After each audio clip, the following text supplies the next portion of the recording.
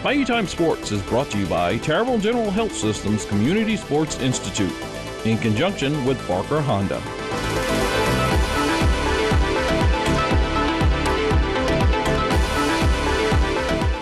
Okay, we're here with Stan Garawa, Terrible in General.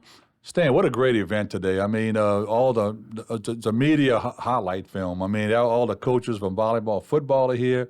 You can get all the information on their schedules, their rosters. I mean, let's talk a little bit about that, man. Yeah, listen, we appreciate the media coming out and doing this because this all started about 5 years ago. Chris Bergeron, a good friend of mine over at E.D. White Catholic, he's the defensive coordinator. He was head coach at the time, and he said, we need to do something where we get all of the media in one room along with all of the coaches in that same room, and we could give a valid preview of our season instead of doing this over and over again. Since then, it's worked really well. We've done this every year. You know, we had a little bump in the road with COVID, but considering COVID was a little problem, everything else has gone really, really smooth. And this year, again, we had great attendance. It's great to see all the coaches. And now it's past the media part. Now it's the coaches coming out and just having a really good time, a lot of camaraderie with each other. They talk about their problems they may have at their schools and the things that are working well at their schools. We appreciate that we have some of our print media that's here, some of our social media in the area was also here to talk to them. So a great way just to get the word out to our community that we're still strong on the high school level. Our Bayou region is still strong in football and volleyball, and we want to make sure that those kids who are playing those sports are sort of getting the promotion and the just due that they deserve for going out there, especially in this hot summer that we've had this year. They were all so excited and appreciative of what this media day does. Yeah, again, a lot of camaraderie, a lot of those guys getting along together really well out there, talking about their schedules, what they're going to have to be going through. And I think it helps them. I think a lot of coaches learn from each other when they're here about what to do in certain situations. It's a lot of fun.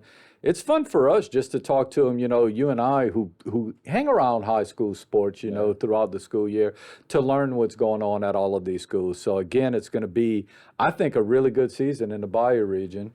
And I think a lot of those coaches are excited to get started. We've mentioned this a couple of times over the last few weeks. It's the greatest time of the year. Everybody can win a state championship. Oh, yeah. You know, everybody can have a terrific year. So we're ready to go, and we're glad that we could start it off this way. You know, and talking to all the football and volleyball, like you said, we got some pretty good teams this year. And some of the teams, it's their year.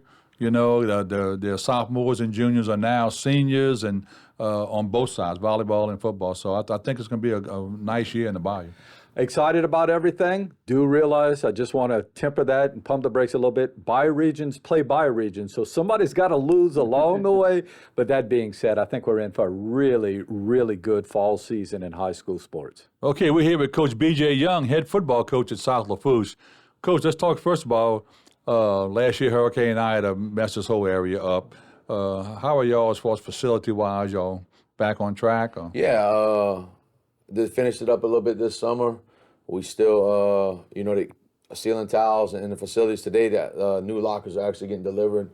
So the kids are excited to get into their new lockers and, you know, kind of get more back to normal. After that's done, it's pretty much, you know, smooth sailing, man. So everything's back up and running, about as normal as you can get. Let's talk a little bit about last year's team. Who's some guys you lost at key players? Yeah, we lost Jacob Curall, a receiver. He was our all-time leading receiver in all the categories in the school's history. So it's tough to lose him. Very competitive kid.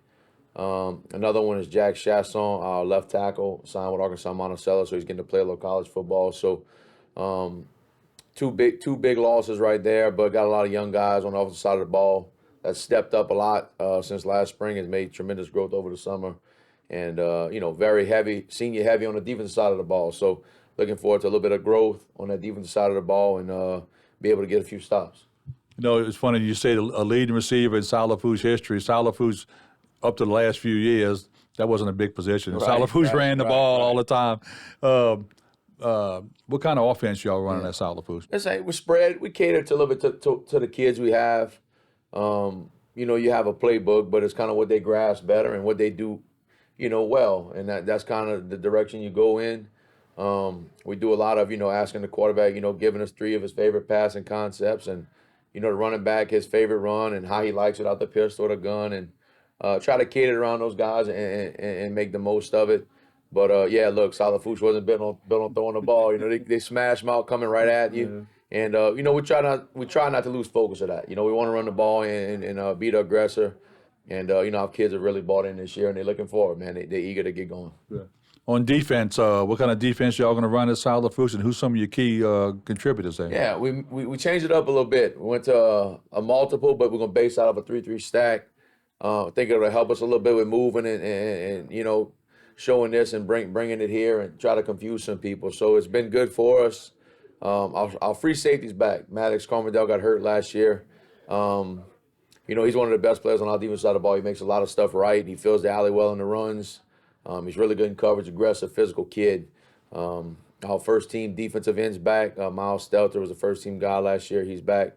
Put on muscle. He looks good, man. He looks the part. So I think those two kids, Miles is more or less the leader in the box, and Maddox is in the secondary leading it up. So excited to see him work. Yeah. Who's some of the teams in your district that you're going to have to jump over to win it? Man, look, I think I told y'all the same thing last year.